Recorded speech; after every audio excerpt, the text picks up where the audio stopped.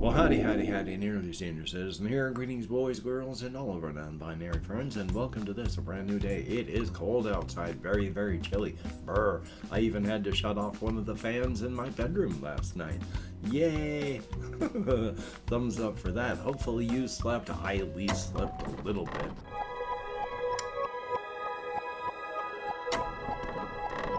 That's a good thing. Checking out my list here to see if there's anything quick to say, but front-loading of videos. Hey, if you could toss me a like, it'd be very cool. If you could subscribe to the channel, it'd be awesome. If you could leave me a comment, that'd be double plus good. And I would like to thank each and every one of my Patreon patrons. These are literally beautiful and literally awesome people who are literally beautiful and literally awesome, helping to keep me and my aging pet alive and metabolizing. Thumbs up and thank you. If you would like to keep both me and my aging pet metabolizing, I have links for my Patreon in the video description, along with a PayPal for possible donations, an Amazon wishlist link with things like cat food and such on it, and the post office box, that's the other word, where I will open up on camera anything sent to me. I only ask for postcards and keychains. Thumbs up, thank you. Yay, front loading over. Hokey smokes, and my eyebrow still itches. Oh boy, I went to Walmart last night on my walkies because I buy things like sodas and stuff to eat for the next day because I don't have a vehicle. I could buy things day by day basis. I walked in. I am prone to sensory overload with light. And sometimes I really have to keep my head down and my eyebrow ridges pulled up and, well, not my eyebrow ridges, my eyebrow muscles all bunched up to knock off the light. That was one of them. I walked into Walmart last night and bam, it was like it was lit up with spotlights. So I had to keep my eyes down because prone to sensory overload, and this was a big old signal. Because one, either I'm going to become anxious because of sensory overload, or I'm undergoing sensory overload and becoming anxious. So keeping my head down like that and blocking off the entire view, I had a cone of just me there that I was able to get through the place and I survived. It was good, but holy smokes. And I know they don't have spotlights. They don't have spotlights. It's just a normal store, but it felt like, oh my God, it was like the light of the sun. So thumbs up for that. Plus, I can't really remember a ton of what I was thinking about while on walkies. I am so time blind of late, even worse than normal. Oh my God. I was going through my Steam list of games last night. I found stuff from I haven't played since 2016. I remember it like yesterday is the last time I played. That's like 7 years ago. Just not even there. So yay on that. So I've been going through and uninstalling stuff that I'll never play again, and then starting up and then immediately quitting some games just to get them to the top of the list so I'll try them again. So thumbs up on that. I love time blindness and all that. I have therapy today as well, so hopefully this isn't going to be done too late. We shall see. I'm going to be talking about a whole bunch of stuff because I mentioned last time with him that it's been, I don't know what is going on or why. Excuse me, vocal cords all caught up with junk.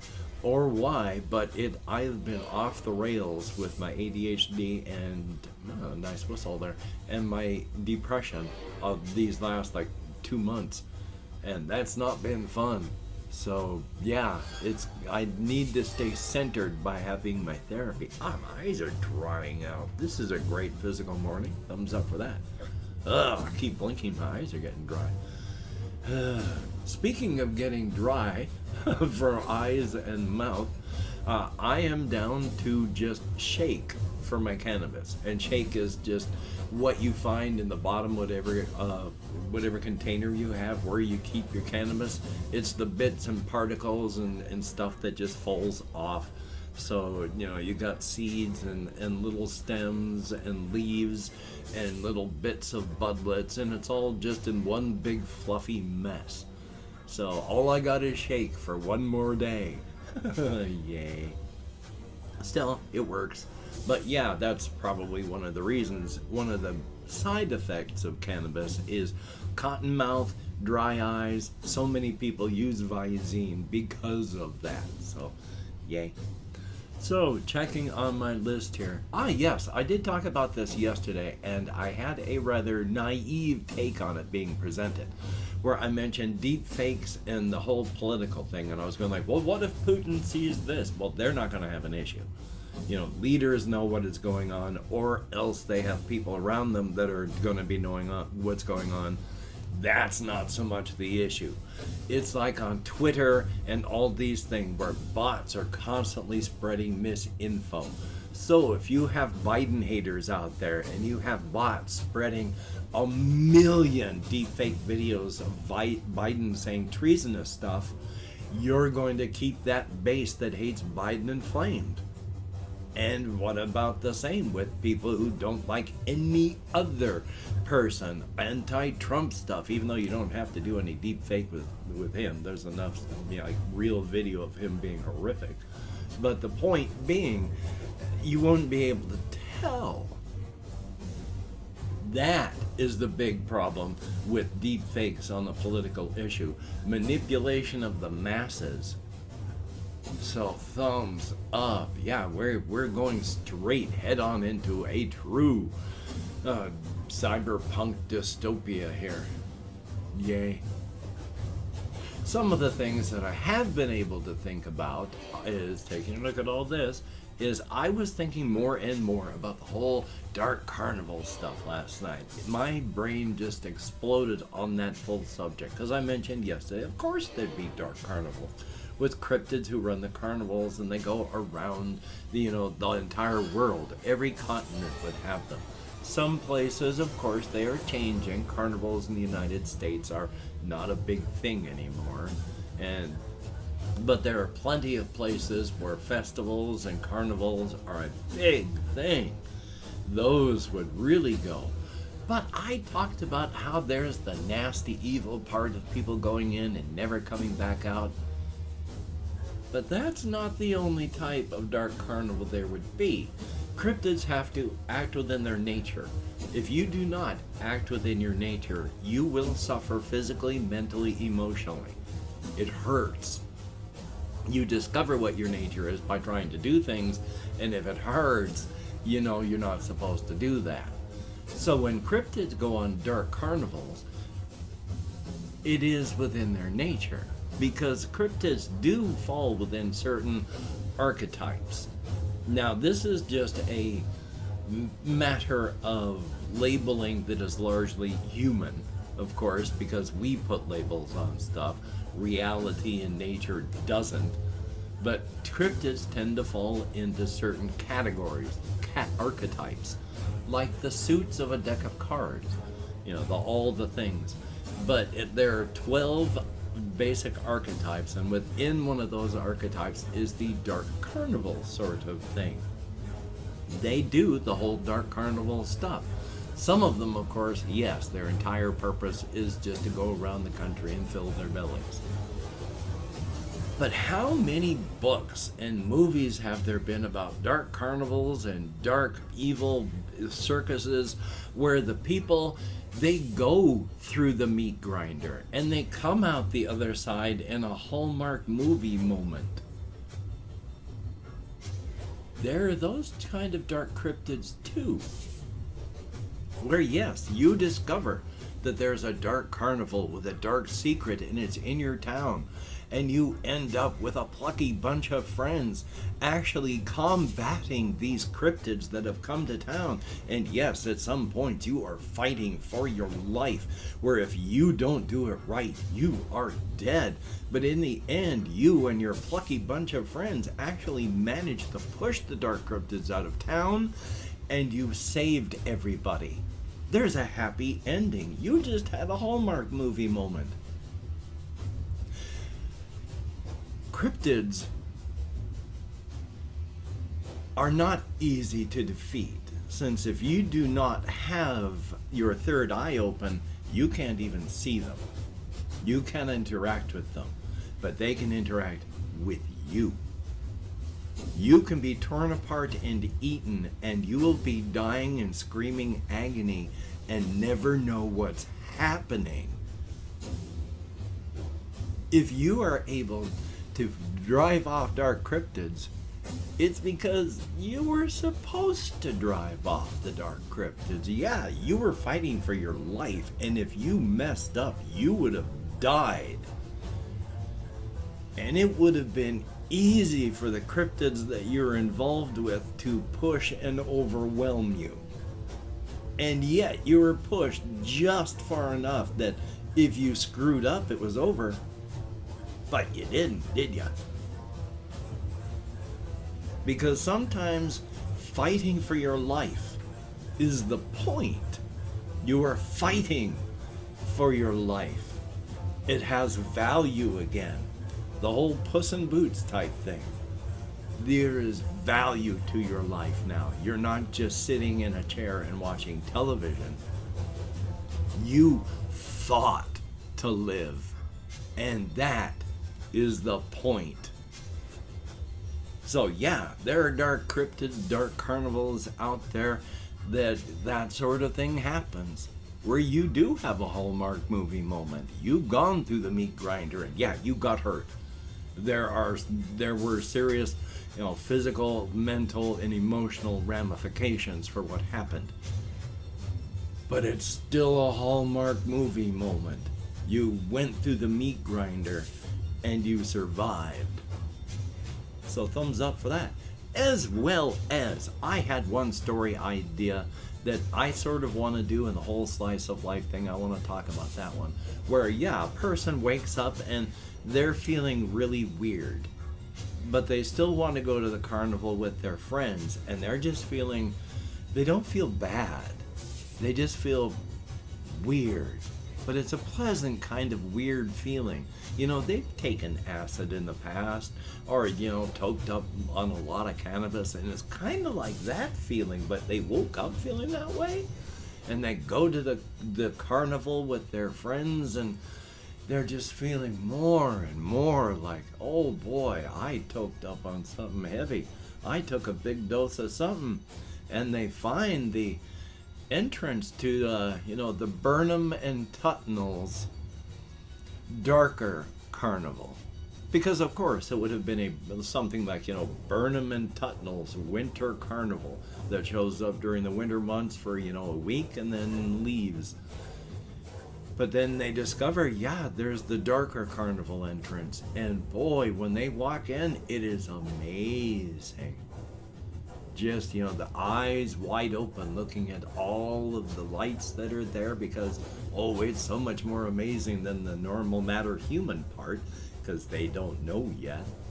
But as I want to ride in it, with the lights of the carnivals reflecting off of their eyes like stars in a never-ending night sky. They are just entranced, but they smell stuff that's great, and they walk up to a booth and have a talk with the person back behind there that, yeah, all these burgers, just like the menu says, long pig. And the guy just has to think about that until it's like, are they really? Is it really? And the person that's making the burgers just goes, you know what it is. Here, this one's on the house. And they give him a burger for free, which when he takes a bite of it, yeah, that flavor that floods his mouth tells him two things. Number one, yeah, that's human meat. He's eating someone. And number two, oh my God, this is the best thing he's ever had in his life. As the person behind the counter that gave him the burger said, oh, by the by, you humans tend to have at times a rather porky taste. I would suggest the barbecue sauce rather than any other condiments.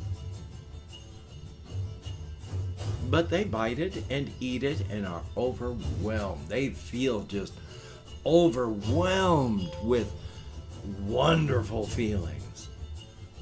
They are just almost unable to keep standing upright. They are just overwhelmed by how good this tastes, how good it feels. Just swallowing that bite, it feels wonderful all the way down. and their feelings of being in a good mood and feeling wonderful just keep increasing because of all the digesting compounds from that burger. And of course, the carnival people have to come up and help him because he's actually a cryptid, and he is starting to express right then and there. When you're a human being and you have your extra universal chromosomes in this setting, everybody has 3 sets of genetic chromosome stuff. There is their normal chromosomes, and then there's extra universal cryptid chromosomes and extra universal inside chromosomes. Exposure, if you're of the type that will express through exposure, will bring you closer and closer to your cryptid genes expressing. It may be that you have a genetic defect and it turns out that your third eye opens and you're a human being who can interact with the cryptid world, but your body does not convert. You should have been a cryptid, but now you're a human being who can interact with the cryptid world. And it could be that your cryptid genes just express fully and you become an expressed cryptid. Part of your personality has always been cryptid instinct. You now have to act within your nature. But of course, everything is genetic. There are some cryptids out there whose genetic instinct and programming is so light, they don't even realize it.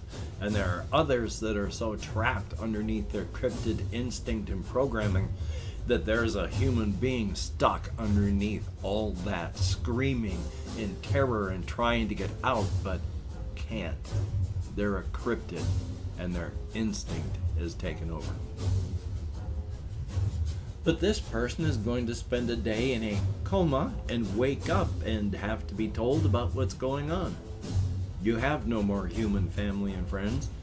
They won't see you anymore.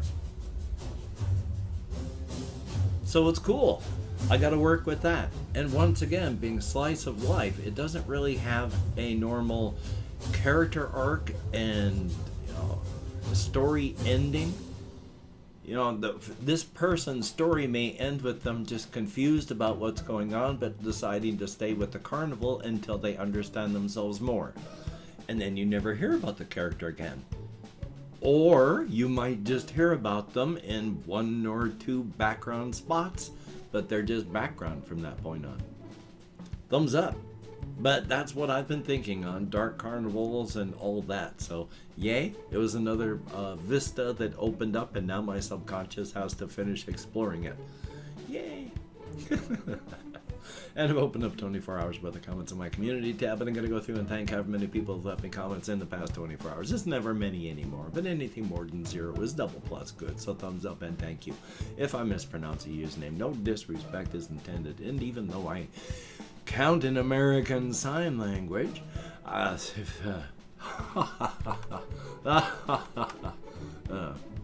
we have Jesse Koskinen. It is nearly the weekend, and that's a good thing. Good to see you in the comments. There is Derpy Axolotl, open sort of parentheses, fly high techno, close parentheses, with good information. Thumbs up, thank you much. JAYY, greatly appreciated. Always good to see you in the comments. Narnian Railway, thumbs up. And yes, that was they were commenting on Clark and Daw, The Front Fell Off, which is it's old, but it's an absolutely hysterical bit.